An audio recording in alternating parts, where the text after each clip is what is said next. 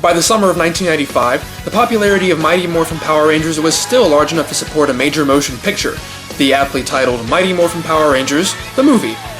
And the resulting product didn't contain a single frame of Sentai footage. However, while the movie would have absolutely no bearing on the plot of the continuing television series, it did contain tantalizing hints of things to come. Moreover, knowledgeable fans could easily pick out the influences found in Dairanger's successor, Ninja Sentai Kakuranger. 1994's Journey to the West-inspired Kakuranger tells the story of Sasuke and Saizo, who were tricked into opening the sealed door that a group of ninjas long ago used to trap the demonic yokai.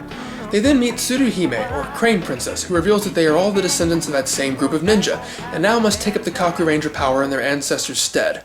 Tsuruhime becomes Ninja White, Sasuke Ninja Red, and Saizo Ninja Blue. And they're soon joined by Seikai, Ninja Yellow, and the English-speaking Jiraiya, Ninja Black. I can't speak Japanese. And for the first time in Sentai history, the woman is the leader. But a woman leading a group of men is just too far out there, so Sasuke still acts as the de facto leader, taking point information and getting top billing in the credits. Tsuruhime doesn't even get her own motorcycle. Well, some progress is better than none at all, I guess. Together they fight back against the yokai, including Gasha Skull, who has a human form, Junior. He eventually kills the Kakuranger's mentor, Sandayu, and is killed in return, but his death allows the release of Daimao, the leader of the yokai. Along the path to victory, they awaken the San Shinsho, or three god generals. The first is the Muteki Shogun, comprised of the 5 giant Jusho that the 5 of them can meld with. There are also lightly armored versions called the Jusho Fighters. The second is the sentient Tsubasa Maru, a falcon that can combine with the Muteki Shogun to form the Super Muteki Shogun. And the final god general is the Kakure Dai Shogun, comprised of the 5 Chonen beasts. And the Tsubasa Maru can also combine with it to form the Super Kakure Dai Shogun. And they also eventually team up with Ninja Man, an ancient warrior who was sealed away as punishment for allowing Daimao to trick him into attacking humans. He can grow to mecha size and transform into Samurai Man. So yeah, Kakuranger has quite the arsenal. Mighty Morphin Power Rangers the movie implied that Saban was planning to do the same thing with Kakuranger that they had done with Dairanger, strip mine the source material for its mecha footage and villains while maintaining their own premise. To that effect, Gasha Skull and Daimao became Rito Revolto and Master Vile, Rita's brother and father respectively. While Rito didn't have a human form, he also didn't die, but instead became a main fixture in Lord Zed's palace for Season 3. And it was his entrance into the storyline that prompted some of the first ever American-made mecha footage, showing Dai-Ren-O and Wan Tiger in action just long enough to be destroyed and necessitate the Kakuranger mecha. Adapting Kakuranger into the Mighty Morphin Power Rangers mold proved complicated, as Kakuranger was wholly incompatible with Power Rangers in quite a few ways. First off, while Power Rangers was admittedly extremely cheesy at times, Kakurangers sometimes delved into unabashed camp. For example, action was sometimes punctuated by Batman-inspired onomatopoeias, the group traveled around in a van inhabited by the spirit of a cat, and there was a flamboyant fourth-wall-breaking narrator presiding over events.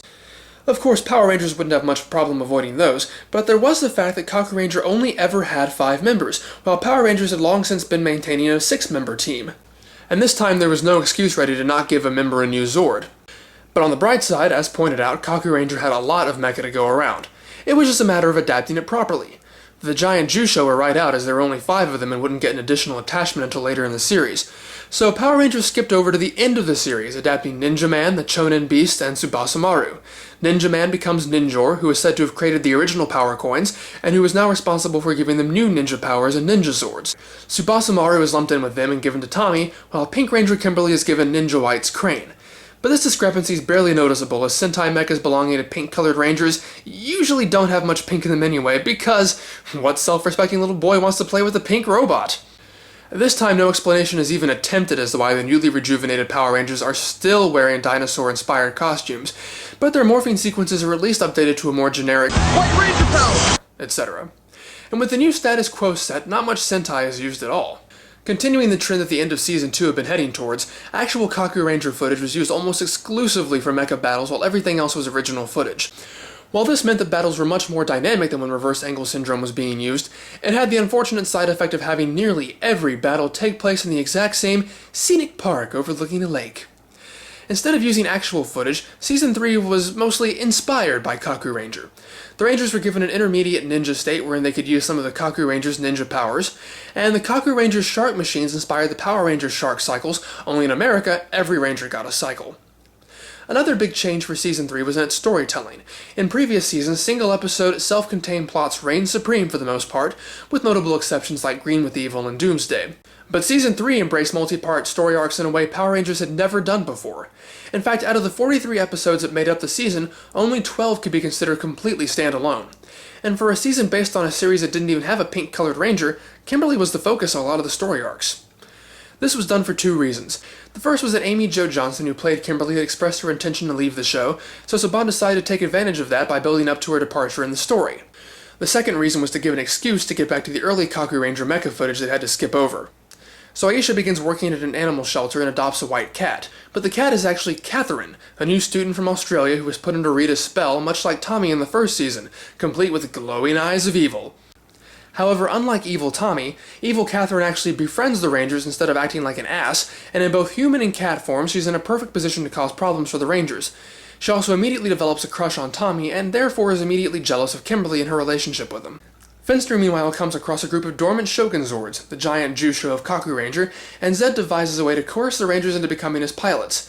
Catherine steals Kimberly's power coin, which she uses to gain access to the Falcon Zord, which can be used as a power source for the Shogunzords, and without which the other Ninja Zords can't be used.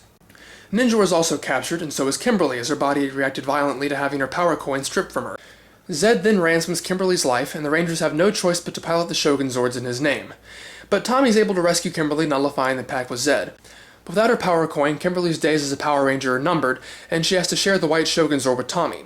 So by doing all this, Power Rangers is once again able to work around the discrepancies between the two series. Having Kimberly out of commission for the introduction of the Shogunzords worked around the fact that there were only 5 of them. Ninja was captured for the same reason. Ninja Man had yet to be introduced in the Kakuranger episodes they were now using. And there was really no way to get around the fact that the white Shogunzord simply wasn't pink. Of course, that didn't explain why Tommy's Shogunzord took a crane stance when his powers were that of a falcon, nor did it explain why the Shogunzords happened to have the same animal motif as 5 of the ostensibly unrelated Ninja Zords. And in an odd bit of additional continuity, they brought back Titanus from the first season to combine with the Megazords from this season to create new Ultrazords. And they accomplished this by putting the toys together. To close out the story arc, Kimberly begins taking her gymnastics to the next level by training for the Pan-Global Games, and has to further limit her duties as a Power Ranger. But Rita and Zed are still focused on destroying the Pink Ranger for good, so they up the number of their attacks so that the other Rangers are forced to call on her repeatedly, making her so exhausted that she ends up falling from the balance beam and hitting her head. But Kimberly's ambitions cause Catherine to remember her own Pan-Global experience as a diver, and she breaks free of Rita's control just in time to get Kimberly to a hospital. She admits everything to the Rangers but is captured again. But she manages to recover the pink power coin and escape. Kimberly qualifies for the Pan-Global Games and passes on her powers to Catherine. With Tommy's blessing, she then moves to Florida, where she can eventually break Tommy's heart by leaving him for another guy. What a shock. Master Vile eventually shows up, and the Power Rangers are forced to steal the Zeo Crystal, an incredible energy source, from him and scatter the 5 fragments through time and space. And with Ninja and the Falcon Zord free, they're able to use the climactic showdown with Daimao from the end of Kakuranger. But there is just no adequate excuse for this monster stealing the Power Rangers' powers and then appearing with Kakuranger helmets. After being defeated, Master Vile uses the Orb of Doom to turn the Earth back in time, and then he goes home. With the Power Rangers as children, as well as the only people retaining their future memories, and Rita and Zed still attacking Earth, Zordon and Alpha are forced to call upon the Power Rangers of the planet Aquitar to fill in, and this mini-series retitles the show Mighty Morphin Alien Rangers. Once again, this story arc was done for 2 reasons. First off, it allowed Saban to use a bit more stock footage because when the Alien Rangers show up, they're the Kakurangers. And even though the Power Rangers had cannibalized the Kakuranger mecha footage, Kakuranger did have a lot of mechs to go around, so the Jusho fighters were rechristened the Battleborgs, which meant the Power Rangers was now adapting the middle of Kakuranger. The time travel was used as an excuse as to why Ninja was once again absent because, again, he hadn't yet appeared in this section of Kakuranger. Very complicated. Oh, and no explanation is given as to why the Battleborgs look almost exactly like the Shogunzords. So while the Alien Rangers fulfilled the standard battle quota of the series, the actual Power Rangers had their own trials. Billy quickly created a device that allowed him to grow back to his natural age, making him the de facto leader. But Goldar and Rito steal all the power coins and destroy them for good. Zordon's only solution to fixing the time travel and getting new powers is to retrieve the Zeo Crystal, so the 5 children are sent through time and have to deal with their native ancestry in order to retrieve each piece. This leads to a lot of unfortunate meanwhile in the past scenarios, but the storyline is interesting enough to overlook that. However, Karen Ashley had since departed the show, so young Aisha sends her part of the crystal back with an African girl, Tanya, because she foolishly believes her volunteer animal shelter work is enough to cure animals of a plague where actual scientists had failed. With the Zeo Crystal reformed, time is set right, and in the final episode of the season, and the series, the Alien Rangers are sent home. But little did they know that Rito and Goldar had set an implosion device beneath the command center.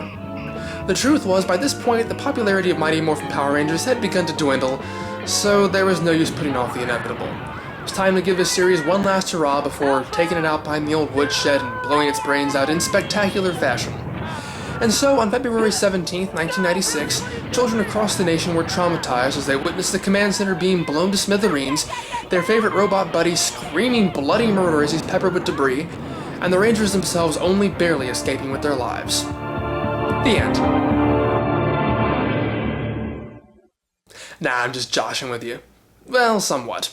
That was indeed the end to Mighty Morphin Power Rangers, but there is a bit more to the story than that.